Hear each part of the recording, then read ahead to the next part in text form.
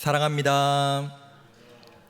네, 우리는 지난번 사무엘하 6장 앞부분의 말씀을 통해 수십 년 동안 방치되었던 법궤를 이제 다윗성으로 모셔오고자 하는 다윗의 모습, 그러나 열정만 앞서 자신의 방법으로 급하게 법궤를 옮기다 결국 웃사가 죽게 되는 그 장면을 함께 살펴보았습니다.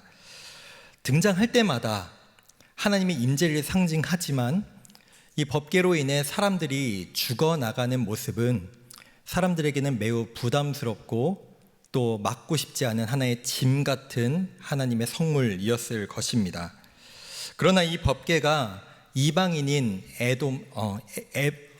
오베데돔의 집에 가게 되었을 때 오히려 성경은 그의 집이 복을 받게 되었다라고 기록합니다.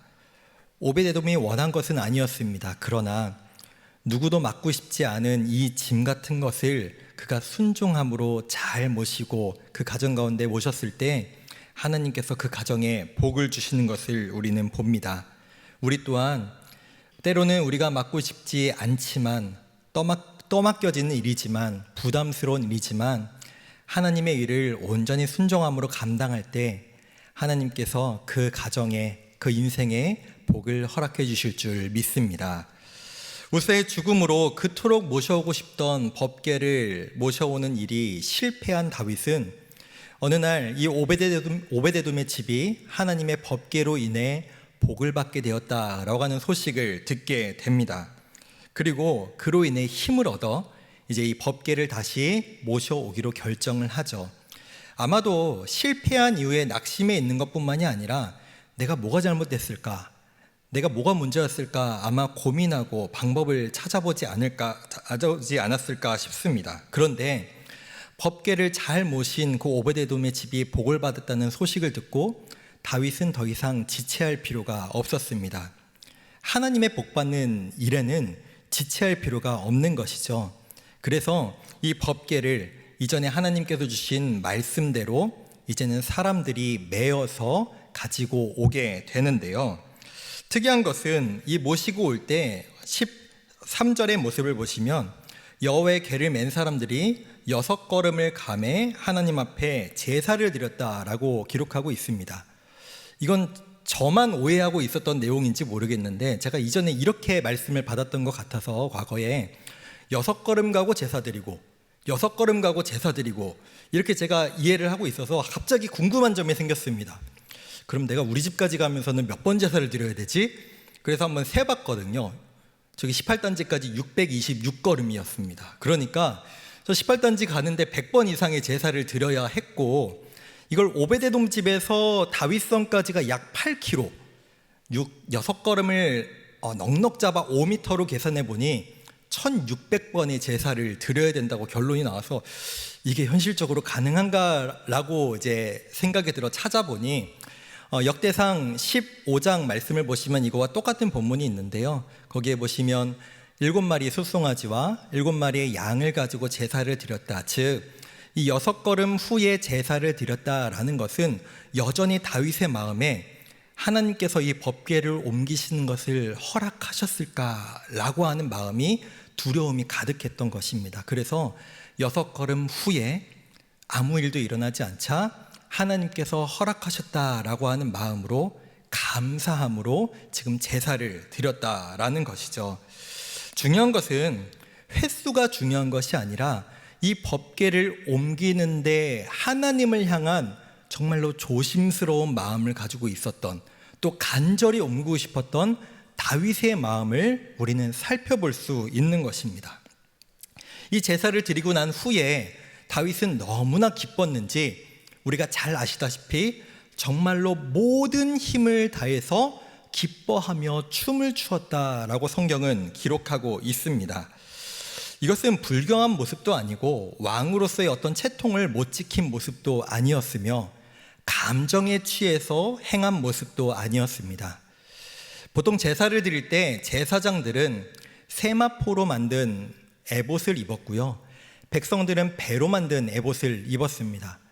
본문을 보시면은 다윗은 지금 화려한 왕이 입는 옷이 아니라 배 에봇을 입고 이 여호와의 언약궤를 옮기는 것을 진행했으며 춤을 췄다라고 기록합니다. 즉 지금 다윗은 이 자리로 나올 때 내가 왕이다, 내가 이스라엘의 왕으로서 이것을 옮기는 거다라는 태도와 자세가 아니라 한 사람의 예배자로서 춤추고 기뻐하며 이 여호와의 법궤를 옮기고 있다라는 것이죠.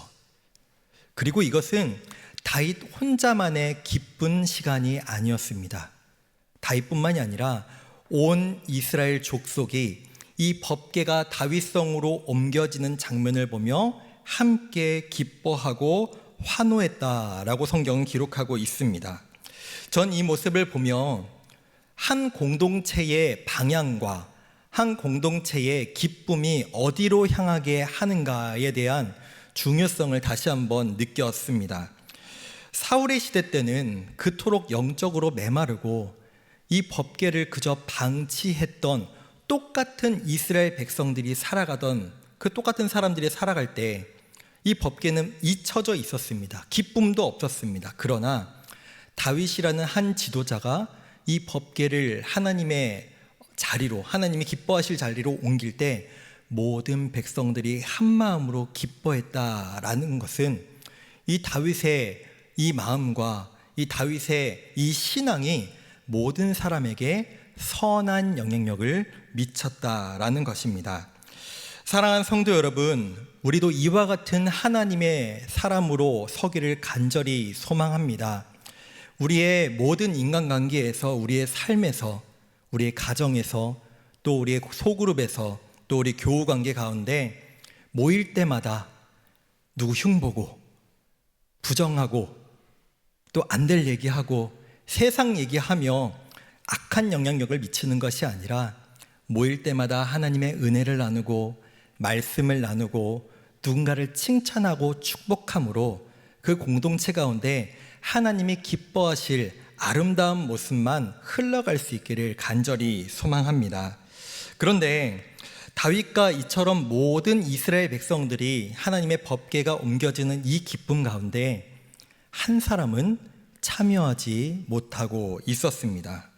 바로 사울의 딸이자 다윗의 아내였던 미갈이었죠. 16절을 보면 다윗은 자신의 남편이자 한 나라의 왕인 다윗이 뛰놀며 춤추는 이 행동이 매우 민망했던 것 같습니다. 다윗은 여호와 앞에서 그 춤을 춘 것인데 미갈은 이 춤을 어떻게 받아들였느냐? 사람들 앞에서 추는 창피한 행동으로 받아들였던 것입니다. 다윗은 이 법궤를 모셔 자신이 미리 준비한 장막에 모시고 다시 한번 번제와 화목제를 드리고 또 사람들을 축복하며 먹을 것들을 나눠줌으로 이 법궤 이동하는 모든 예식을 잘 마무리합니다. 그리고 나서 가정으로 돌아오는 다윗, 그리고 그 다윗을 맞이하는 미갈의 모습이 20절에 등장하는데요. 함께 20절 말씀을 보겠습니다.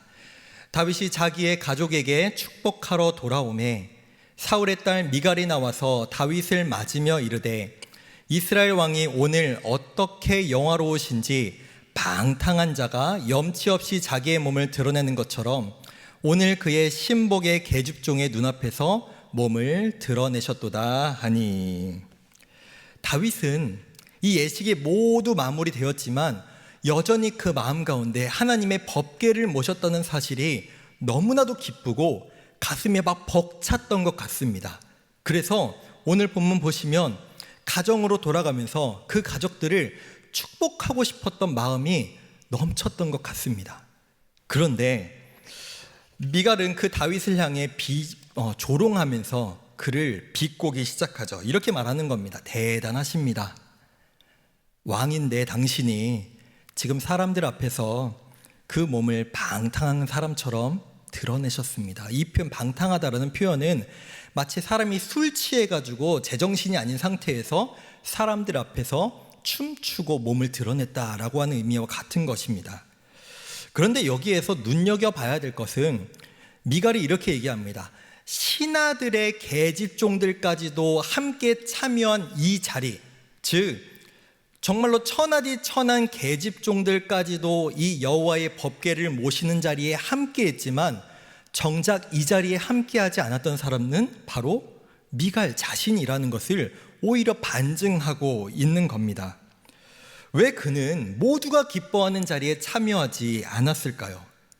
한 나라의 왕이 그토록 염원하는 것, 아니 더 가까이로는 자신이 사랑하는 남편이 정말로 간절히 원하는 그 일을 왜 함께 동참하지 않고 기뻐하지 못했던 것일까요? 왜 미갈은 그저 남들도 모두 기뻐하며 참여하는 이 자리에 자신은 왕궁의 창에서 그것을 그냥 내려다보는 구경꾼의 위치에 있었던 것일까요? 다윗이 이처럼 춤추며 기뻐했던 이 일이 미갈에게는 중요하지도 관심도 없는 일이었기 때문입니다. 하나님을 향한 다윗의 결정은 미갈에게는 부끄러운 행동이었습니다. 다윗은 미갈의 이러한 반응에 매우 화가 났던 것 같습니다. 그래서 21절에서 이렇게 대답합니다. 다윗이 미갈에게 이르되 이는 여호와 앞에서 한 것이니라. 그가 네 아버지와 그의 온 집을 버리시고 나를 택하사 나를 여호와의 백성 이스라엘의 주권자로 삼으셨으니 내가 여호와 앞에서 뛰놀리라. 저는 이 다윗의 외침이 마치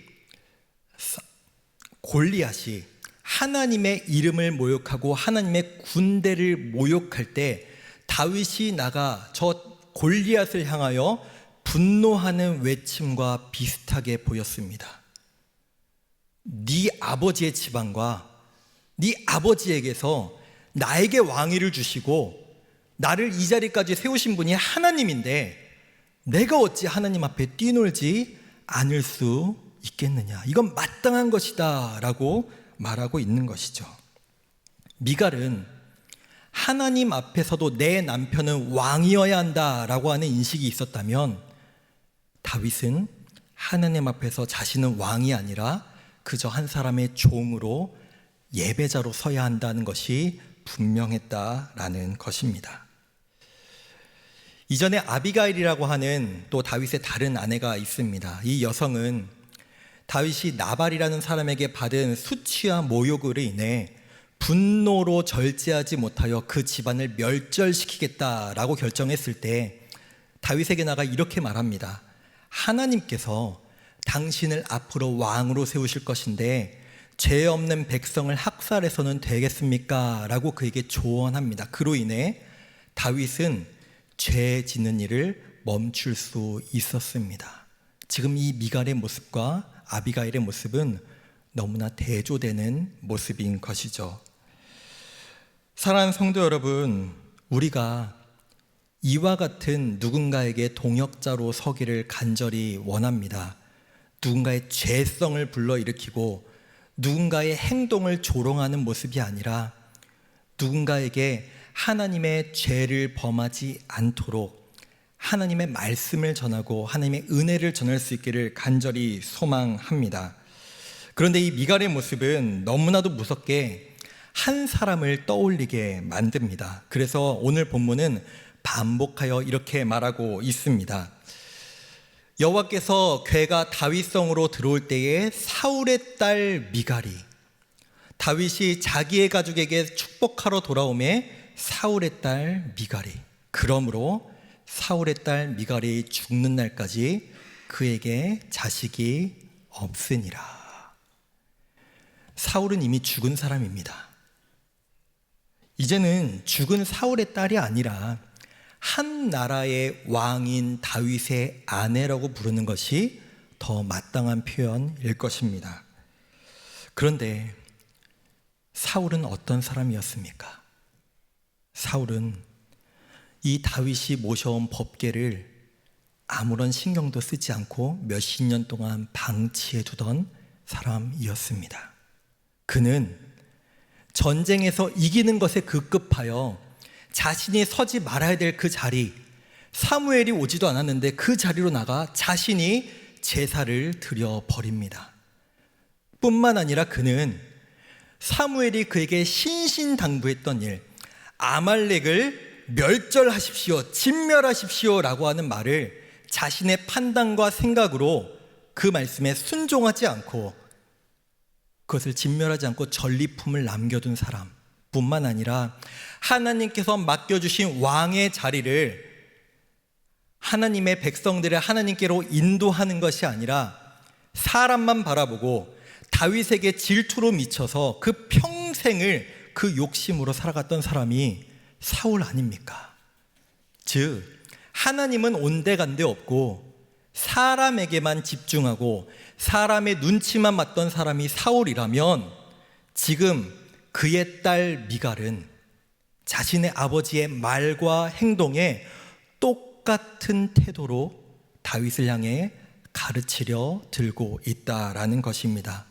그렇게 하나님을 여기던 미갈, 결국 그의 태에서 생명이 끊어져 버리게 됩니다. 미갈의 행동을 보면 어떻게 보면 사무엘서 전체를 관통하는 중요한 말씀인 사무엘상 2장 30절 하반절의 말씀을 다시 한번 떠올려 보게 됩니다. 우리 함께 보겠습니다. 나를 존중히 여기는 자를 내가 존중히 여기고 나를 멸시하는 자를 내가 경멸하리라. 이 말씀은 엘리 제사장의 집안에 주신 하나님의 말씀입니다. 그러나 이 말씀은 엘리야 집안에도 사무엘의 집안에도 사울의 집안에도 다윗의 집안에게까지 적용하실 뿐만 아니라 미갈과 지금을 살아가는 우리에게도 적용되는 말씀이다라는 것입니다. 다윗은 사무엘하 6장 전체에서 나는 어떻게 하나님의 기쁨으로 살아갈 수 있을까? 나는 어떻게 하나님을 조금 더 잘 모실 수 있을까? 나는 어떻게 하나님을 예배할 수 있을까라고 하는 생각으로 일관되었다면 미갈은 그 모든 과정에서 예배하지 않고 구경으로 끝났다라는 것입니다.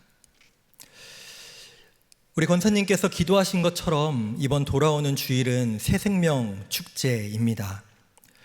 이 새생명 축제를 묵상하고 또 이 본문을 묵상하며 이런 생각이 들었습니다. 한 가지 중요한 행사, 또 교회 일에 대해서, 또 예배에 대해서 모든 사람이 똑같은 마음을 가질 수는 없을 겁니다.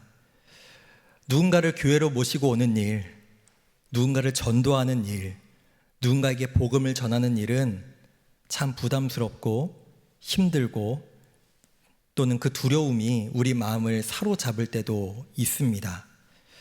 그러나 간절히 바라기는 오늘 본문을 살펴보며 제 마음 가운데 든 것은 내 판단과 내 생각과 내 주장이 아니라 이게 되겠어?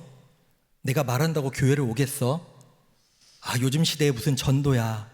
라고 하는 마음이 아니라 다윗과 같이 하나님을 먼저 바라보고 하나님이 무엇을 원하실지를 먼저 생각할 수 있는 모습으로 이 새생명 축제를 우리가 맞이했으면 좋겠습니다. 더불어 오늘 이 다윗이 마지막에서 미갈을 향해 외쳤던 이 고백이 너무나 중요하다는 생각이 듭니다. 22절 말씀입니다. 내가 이보다 더 낮아져서 스스로 천하게 보일지라도 내가 말한 바 계집종에게는 내가 높임을 받으리라 한지라. 아멘. 누군가에게 복음을 전하고 전도를 하고 새생명 축제에 모시는 일에 내가 높아질 수 없을 겁니다.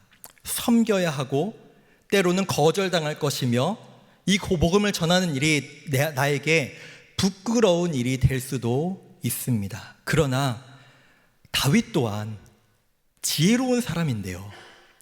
지금까지 모든 일을 겪었던 사람인데요. 내가 백성들 앞에서 옷이 벗겨지도록 춤추고 기뻐하는 일이 사람들이 흉볼 일이고 사람들의 손가락질할 일이라는 것을 그가 왜 몰랐겠습니까? 그러나 그에게는 사람을 먼저 바라본 것이 아니라 하나님 앞에 내가 사람들 앞에 천하게 낮아지고 낮아질지라도 이 나의 모습을 높이실 분은 하나님이다.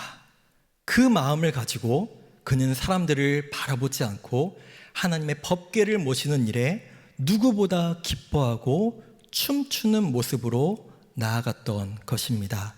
사랑하는 성도 여러분, 쉽지 않지만 어렵지만 우리의 모든 신앙생활이 이 다윗의 모습과 같기를 간절히 소망합니다.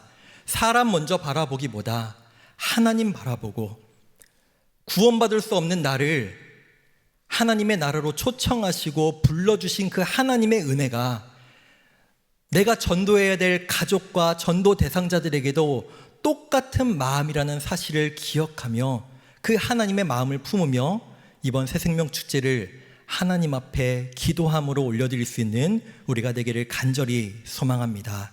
말씀을 맺겠습니다.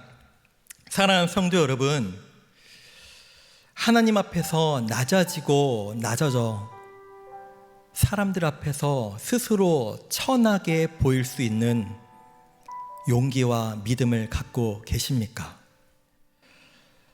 혹시 우리의 신앙은 예배의 자리는 있지만 내 생각, 내 판단과는 다르다면 주님, 난 그건 받아들일 수 없습니다. 주님, 난 그것은 인정할 수 없습니다 라고 하는 모습으로 나아가는 우리의 악한 마음은 없는지 돌아보기를 원합니다. 왕이었던 다윗도 하나님 앞에서는 그저 한 사람의 종으로 예배자로 섰던 것이 오늘 본문의 모습이었습니다. 우리 또한 하나님 앞에 겸손함으로 낮아짐으로 하나님이 무엇을 원하실지, 하나님이 내 삶에 무엇을 행하기를 원하시는지를 먼저 바라보며 살아갈 수 있는 저 우리 모든 성도님들 되시기를 간절히 소망합니다.